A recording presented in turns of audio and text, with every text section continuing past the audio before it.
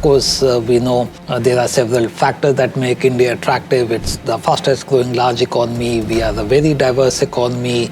We are a domestically driven economy. And I think this is a very important factor when international investors are looking to invest, right? Actually, the largest source of inflow into the mutual fund has been SIPs. So SIPs have contributed each of the last 3 years between 70 to 80% of net inflow into the mutual fund.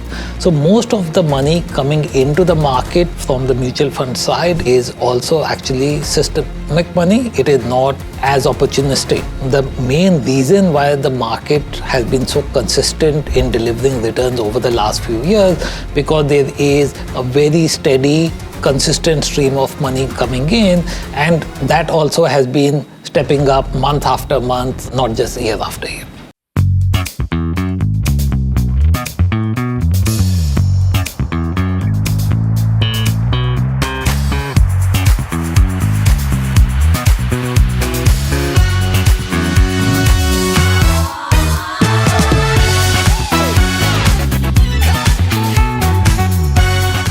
FII, DII, retail, HNI, these are everyday terms that we hear on an ongoing basis. The Indian equity market seems to be driven by these purchasers of equity. There was a time when FIIs used to dominate, and any significant outflow from FIIs resulted in the markets tanking quite dramatically. Of late, we've seen that there was a period when we saw that despite FIIs selling, retail investors came into the market and the market levels were maintained. Very recently, we've seen FII selling resulting in a drop in the market as well. So now, who are these investors? What drives them? How do they make decisions on whether to be in the market, purchase more or exit? How does their behavior determine the overall market structure and as well as the price of equity markets? Today's episode focuses on these aspects. Joining me today to discuss this is Ashish Gupta. Welcome, Ashish, to the show. Hi, sir. Ashish is the CIO of Axis Mutual Fund. He is a renowned researcher in the area of equity markets and financial markets, and I really look forward to this conversation with him. So, Ashish, to start with, if you can just describe this, the kind of the purchaser side of the equity markets, and who are these entities who are there? Okay. So, I think first of all, if we look at the equity market, so what we are talking about is total stock of equity, the shares a company has issued, and as you would expect, the larger amount of or the largest share of this is owned by the promoter, right? The person who founded the company. And very simply, there are two kinds of promoter, private and government. Right. So they still own about 40% of the total number of shares issued, right? And the rest of the market is what we call the free float. Free float is what is available for everyone else to buy and sell. In this, there are really three broad categories. There is institutional investors who can be foreign institutional investors. They are called FIIs or FPIs. There can be domestic institutions, which are like mutual funds, insurance companies. And the third is individual investors, domestic retail investors or high net worth individual HNIs, right? And so really these are the three pieces where FIIs, domestic institutions and individual investors, among which the total stock of equity is distributed besides the promoter component, which is very broadly around 40%. India, for multiple reasons which are quite easy to comprehend, has been favored market of foreign institutions for multiple years now. Right, and as much as I think at its peak, it was more than 25% of total equity was owned by foreign institutional investors. Right, today the number has come down in the past few years. Today the number is around 17%, but at its peak it was 25%. Right, so. If you think that promoters own 40%, FIIs were actually owning 44% of free float of the market. So foreign institutional investors have always been a large part of the market. And if I see over the past 20 odd years or 25 years, the total cumulative investment FIIs have made in the Indian market is north of about $200 billion, right?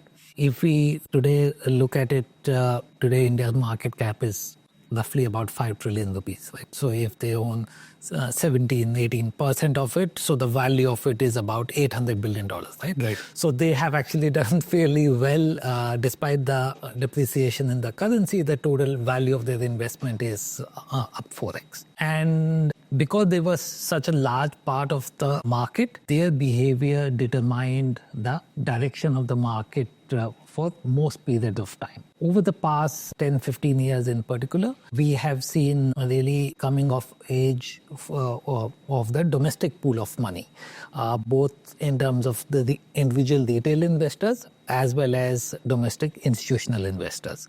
And they have now taken center stage in terms of really what drives investment.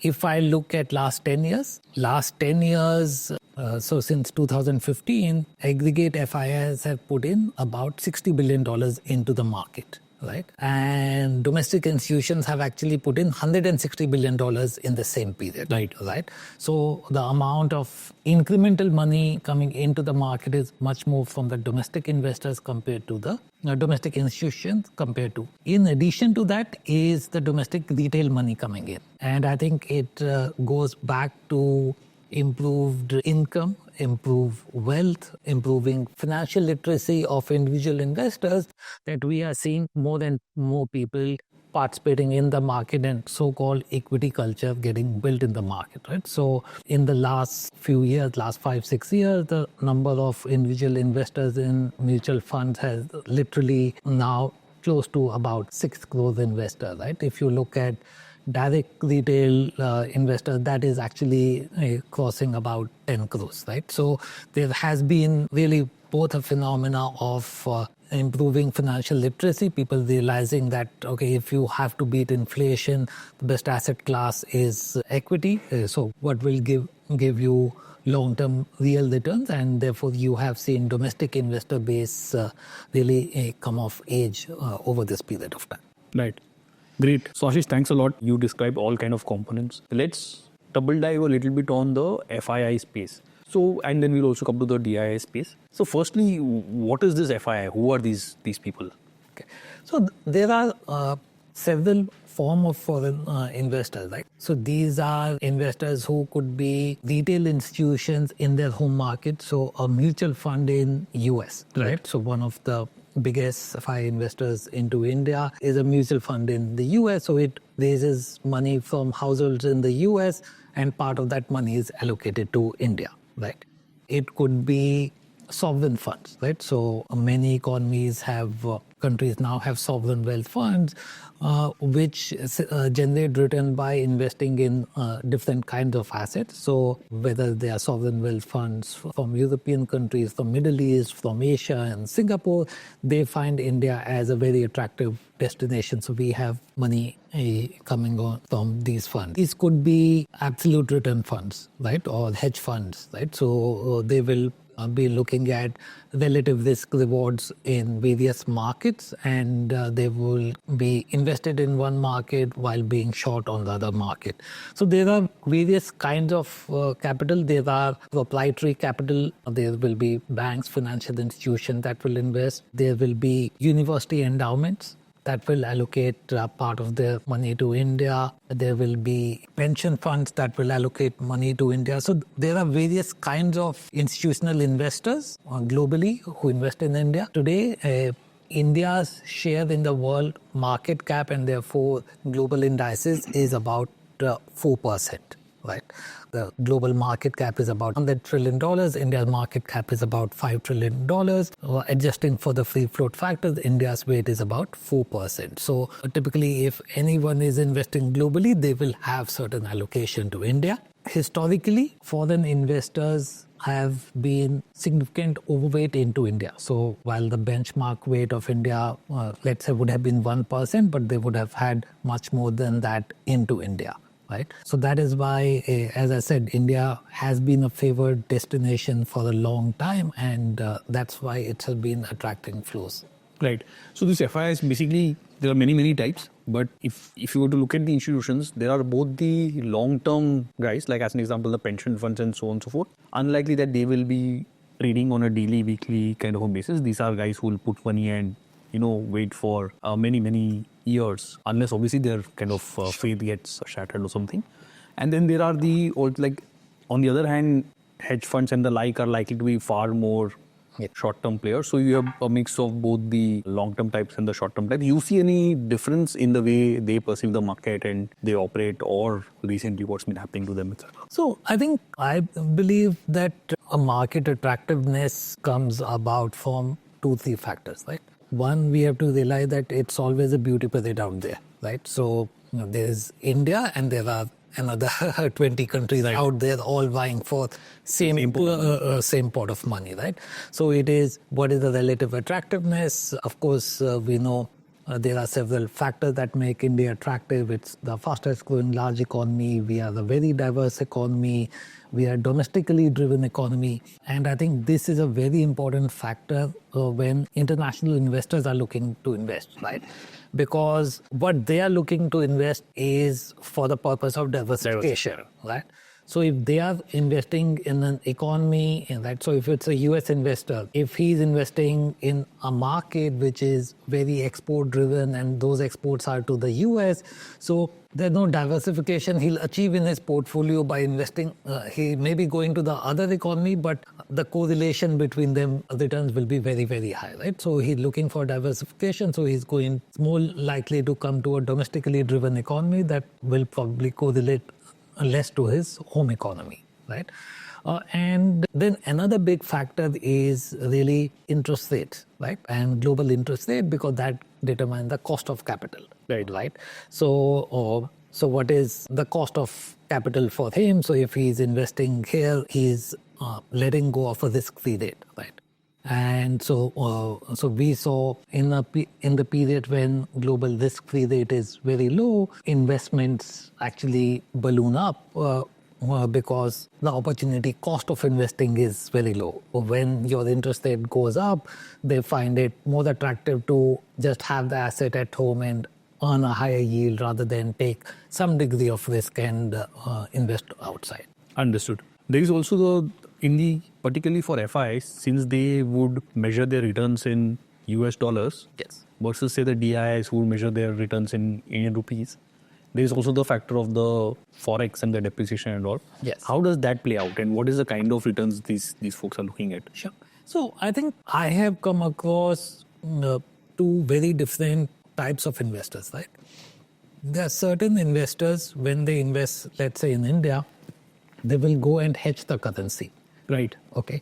And they will say that, okay, I don't want to take the currency risk, I will invest here. But actually a large majority of them, they say that I am coming to a country because I believe this economy will do well over the long period of time, right?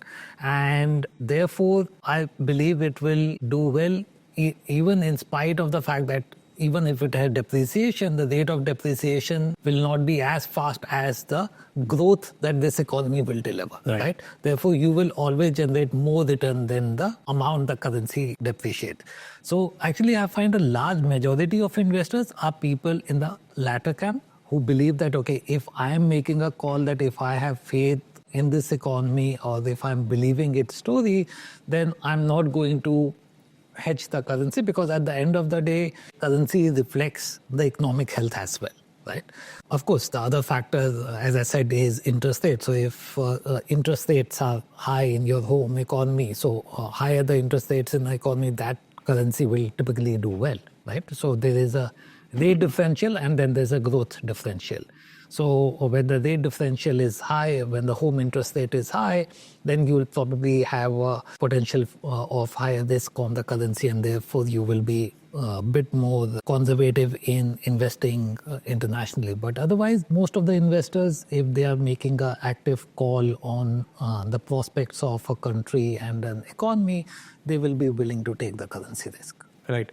Is there also, you see that inflows or outflows are linked to the exchange rate and how that is moving, or is it more or less? Not really. So we don't see very direct correlation in that. As I said, if you look at the long-term trend, Indian currency against the dollar you mentioned has been depreciating, but actually flows have been consistent in India. I think what really it matters more is in terms of fundamental side. So how fast is the economy growing? How fast are the company earnings growing? How is ROE expanding? And again, repeating myself, but how is the interest rates moving, right? Because what we find actually in the last few years, one of the most important determinants is what is happening to global rates and the pace at which global money is being created.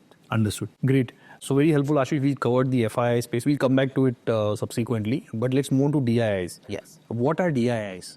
Who are these folks? Sure. So these are basically domestic institutions who manage my and your money. The large pieces of the three large components are mutual funds, right? And as I mentioned, there are now more than 5 crore people like you and me who invest into mutual fund. These assets are aggregated. Today, total mutual fund assets are north of 60 lakh crores, and they invest in equity and debt markets. Then there are insurance companies. So insurance companies sell several kind of plans, endowment plan, unit-linked plan, etc. Depending on the plan, a certain amount of your contribution is invested into various assets, debt and equity. Third is the pension funds, including the EPFO. So these pension funds, again, have very long-term liabilities. So they have to pay you after many years. So they are also looking for long-term assets, and equity is an asset with the highest tenor. So they also invest in equity. And again, insurance companies includes the like of LIC, which is one of the largest investors in the market. And relatively, how, like compared to each other, how big are these three? Which is the largest, which is the... So today, equity mutual funds are about 40 lakh crores. Insurance companies, I actually don't know. So right. I think LIC itself will be, the total assets will be that much. Their equity assets will be probably about 15-20 lakh crores. Right. Pension funds have started investing into equities more recently. Right. So their total assets will not be as large. But if I look at in terms of incremental flows, incrementally all DIIs put together are investing about $50 billion into the market now annually. Right. So that is about 4.5 lakh crores annually. Well, probably this year the number will be higher as well. Right. And so if you look at these, obviously mutual funds, basically whatever, if you invest in an equity mutual fund, the mutual fund has to go and invest it into equities. Not only that, if you invest in a large cap equity mutual fund, they have to invest it only in large caps and so on and so forth. Yes. But if we come to, let's say, an EPFO, they are bound by some norms in terms of how much they can invest where. Yes. So you mentioned that very recently they've come into the market. Yeah. So what are these norms and what changed? Yeah, so I think as interest rates in India started coming down, and you would recall not too long ago, even on government bond, we used to get 10% plus interest rates, right? All these pension funds have committed certain returns to the pensioners. So they need a certain threshold of return. And as interest rates on government bonds started coming down, they needed assets that yield a higher return. And so as it stands now, about 15% of their incremental inflows, they invest into equity market, and they are using simple index funds to take broad exposure to the market. So it is non-discretionary. It is just index fund, 15% of inflows, they invest in the market. Right. So, and separately, by the inflow into EPFO is the pension contributions that you and I make, Yes. which is, 24-25% of our basic, 25% actually of our basic salary. Yes. So the entire country's salary, if we add that, 25% of that goes into EPFO every month, and 15% of that is what EPFO is putting into the equity market. So as more and more people get into the salary, get employed and get into the salary bracket, and salaries grow, the EPFO contribution to equities will continue to grow, and you can almost mathematically predict what that is likely to be. Yes. Mutual funds and insurance, I guess, are more topical. Suddenly, if say interest into equity mutual funds rise up, then the volumes can drop. But right now, it looks like it's going So I think that's been the big change in the market. I think both retail investors as well as investors into mutual fund used to think of these investments as short-term, opportunistic, right? They would say that this year looks like market is going to go up and I will put some money into the market. I think that mindset has clearly changed over the last 5-7 years. And that's what we pick up when we meet investors, when we meet distributors. Now, the behavior of the people is that, okay, I will allocate certain amount of my savings pool to equities, right? And that number can vary. It can be 10% for one person, 30% for another. And that's why you have this popular SIPs, right? And if you see, even over the last 2 years, even as the markets have been doing well, actually the largest source of inflow into the mutual fund has been SIPs. So SIPs have contributed each of the last 3 years between 70 to 80% of net inflow into the mutual fund. So most of the money coming into the market from the mutual fund side is also actually systemic money. It is not as opportunistic. And I think it's been the biggest change, and in my view, the main reason why the market has been so consistent in delivering returns over the last few years, because there is a very steady, consistent stream of money coming in, and that also has been stepping up month after month, not just year after year. Great. So we spoke about the FII side, we spoke about the DII side. Maybe a little bit around what drives the behavior of both. And particularly maybe we can start with what happened over the last month. Why did, or last, not 1 month, but over many months, that there has been a lot of FII money being pulled out of the country? Sure.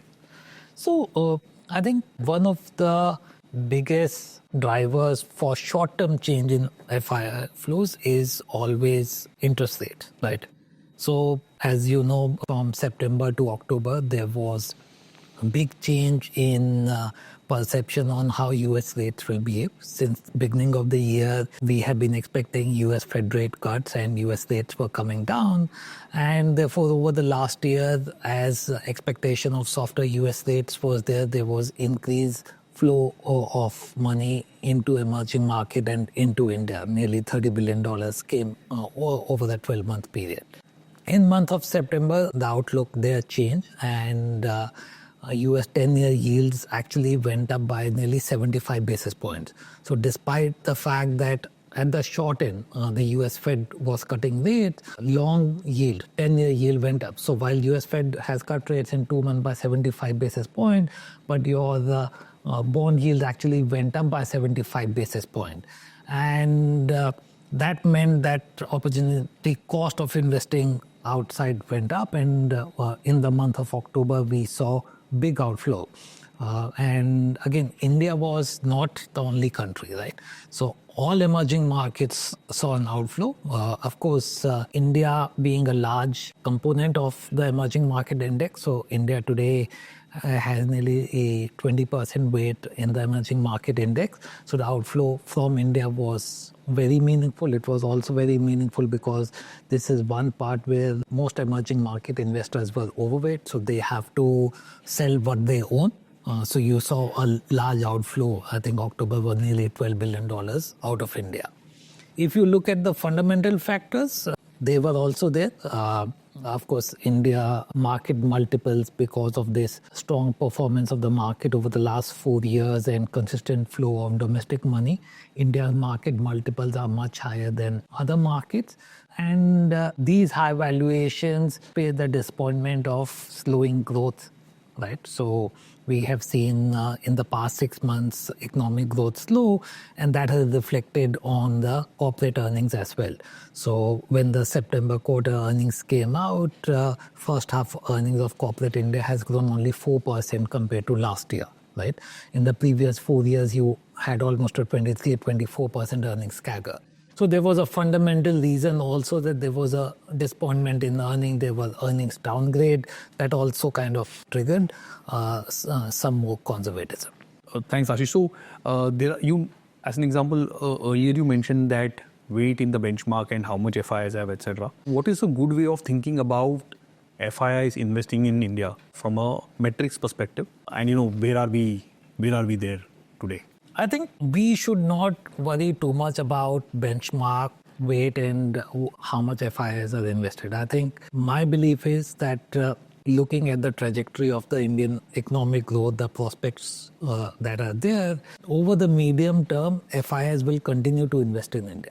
Right, so there are really very few economies today that are investable in the same size and scale as India is and provides long-term growth opportunities. Of course, US itself is doing phenomenally well, but besides that, really investors today have a lack of opportunities. So I think as long as our economic fundamentals are strong enough, we will continue to attract global capital. Of course, there will be volatility month to month, quarter to quarter basis, what interest rates are doing or not. But I think if our economic growth is there, corporate earnings growth is there, capital will continue to gravitate towards us. So, sometimes it will gravitate as FII, sometimes it will come as foreign direct investment or private equity investment, but capital will come. I think we have seen FIIs historically being much more invested in India compared to the index weight. So India's index weight even 10 years ago used to be single digit. In the emerging market index, it is now close to 20%, right? In the global index, India's weight was less than 1%. Today it is 4%, right?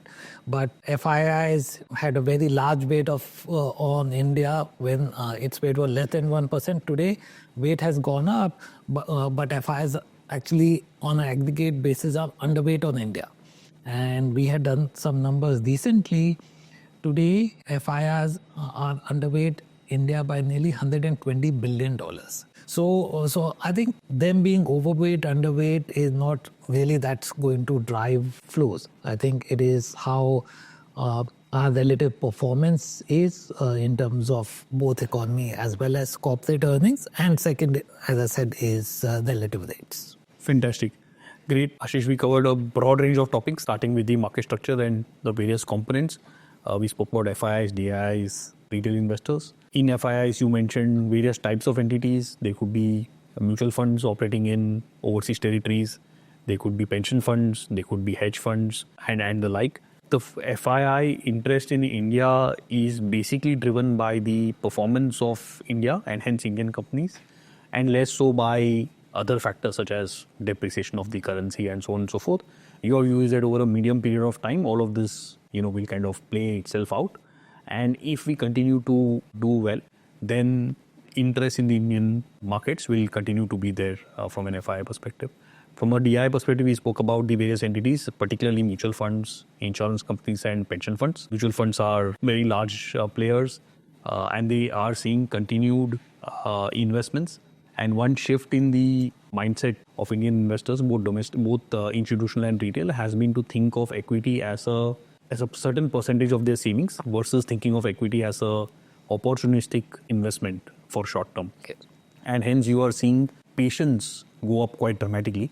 And so people are okay to take some losses temporarily because they believe that over a longer period of time, just following the investment discipline will give them the right returns. We also spoke about EPFO, where basically they are investing pension contributions of individuals into equity markets, and they invest 15% of whatever comes in into equities, and what comes in is about 25% of the basic salary of all Indians. And so there we discussed two things, which is one, the salaries itself will continue to grow as India grows and people become more middle class and so on and so forth, as well as the number of people who are salaried also should continue to grow, and hence this area should continue to see increasing inflows over time. And the third player is obviously insurance, where again insurance also is underpenetrated in the country and we should see flows coming in. We spoke about the recent outflow of FII money, which has been a combination of factors. One is the opportunity cost, because for FIIs, they have to think about if they have $100 to invest, whether they put it into US or Europe or China or India. And in the last year or so, because of the interest rate environment in the US, it has been more attractive to put money there versus to bring it into India, and hence we are seeing the outflows. Your continued view over a period of time is that we should not worry so much about how kind of money moves here and there, because if the economy continues to perform and if Indian companies continue to deliver good results, over a medium period of time, the money will flow. Sure. And we will have ups and downs and so on and so forth. But that's kind of a fact of life. And we should kind of make peace with that. Thanks, Ashish, for this conversation. It was very interesting. Thanks. Thank you for listening into this episode of Open Dialogue. I hope you enjoyed this as much as we've enjoyed bringing it to you. We are overwhelmed by the response that we've received and really look forward to your comments and feedback. Do like and subscribe to our channel to keep track of new episodes that are coming through. Thank you.